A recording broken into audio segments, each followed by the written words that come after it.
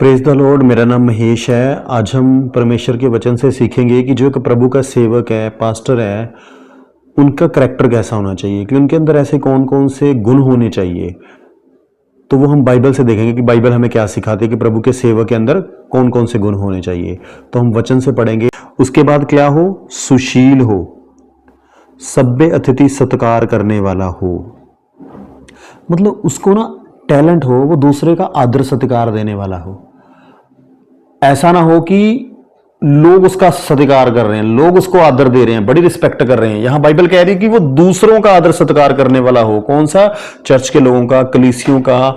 जो भी कोई नया बंदा भी अगर हमारे पास आ रहा है तो उसको भी वो रिस्पेक्ट दे, वो भेदभाव ना करे।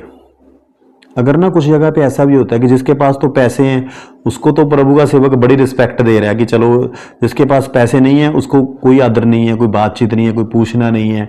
उसके लिए सब एक समान हो, चाहे अमीर आ जाए, चाहे पैसे वाला आ जाए, चाहे जिसके पास पैसे कम भी आए, वो सबसे एक समान प्रेम करने वाला हो, एक समान रिस्पेक्ट करने वाला हो। अगर ऐसा प्रभु का सेवक मिल जाए तो धन्यवाद प्रभु का। अगर मान लो नहीं मिल रहा है ना, तो प्रार्थना करो कि प्रभु हमें ऐसा सेवक दो जो आपके हृदय का व्यक्ति है। परमेश्वर देगा। प्रभु ने कहा मांगो तो तुम्हें दिया जाएगा। जब मैंने बाइबल की शिक्षा लेनी थी ना, तो मैं प्रार्थना करता था कि प्रभु मेरे लिए द्वार खोलो, मुझे एक शिक्षक दो, मुझे वो बाइबल की शिक्षा दे दो। परमेश्वर द्वार खोलते थे, शिक्षा मुझे मिलता था, जो मुझे बाइबल की डेप्थ बताता था, गहराई की बातें उसने मुझे बताई। उसके बाद प्रभु ने फिर और बंदा दिया जिसको और चीज की नॉलेज थी। ऐसे एक एक चीज के ऊपर ना प्रभु ने मुझे अलग अलग टीचर दिए जिनके पास अलग अलग गिफ्ट थे, और उन्होंने मुझे अलग अलग चीजें सिखाई।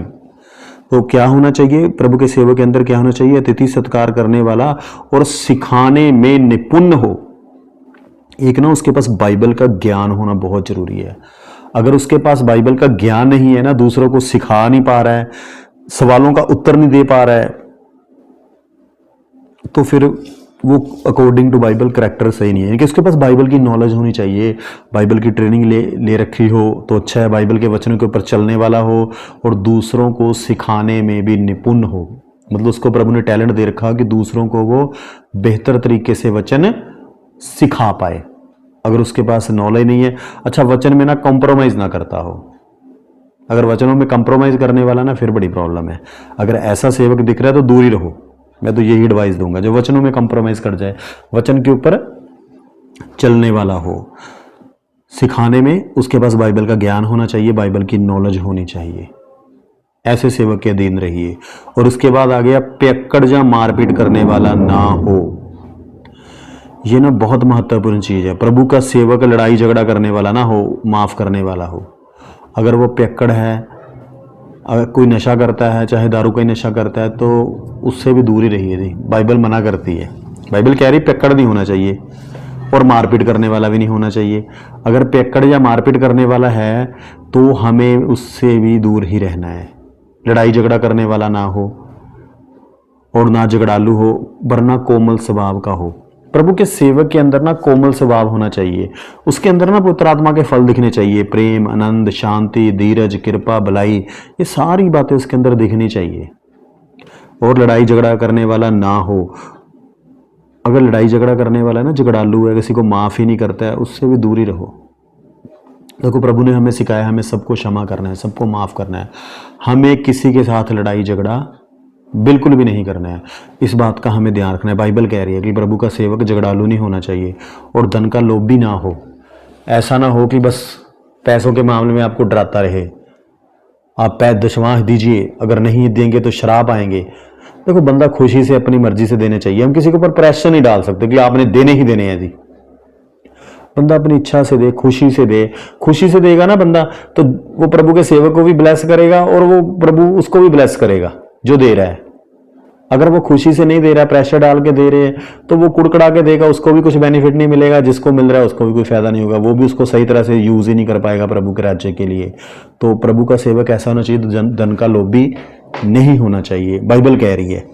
अगर कहीं पे ऐसा है कि सिर्फ पैसे पैसे पैसे की डिमांड की जा रही है, मैंने सुना किसी से, मुझे बड़ा दुख हुआ। कहते जी, वो कहते अगर आप घर पे बुलाओगे ना प्रार्थना करने के लिए तो हम पैसे लेंगे तभी आएंगे, नहीं तो नहीं आएंगे हम।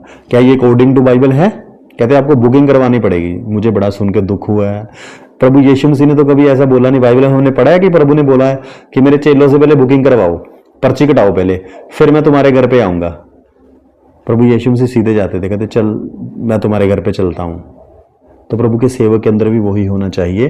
देखो वो कोई उसमें ना कोई फिक्स नहीं होना चाहिए कि इतने पैसे दोगे तब वो बंदा, उसके घर पे जा रहे हो, बंदा देगा ठीक है, नहीं देगा कोई बात नहीं है ना। ऐसा नहीं है कि हमें एक प्राइस रख दिया कि इतने प्राइस दोगे तो हम आएंगे। अगर ऐसी जगह पे है ना कुछ प्राइस रखा हुआ है कि पैसे दोगे तब हम घर पे प्रार्थना करने आएंगे, वहां से दो, हट जाइए। क्योंकि बाइबल में प्रभु ने कहा तुम्हें मुफ्त में दिया है, मुफ्त में दे दो। हाँ, बंदा अपनी खुशी से, इच्छा से कुछ दे रहा है तो ठीक है, बंदे की अपनी मर्जी होनी चाहिए।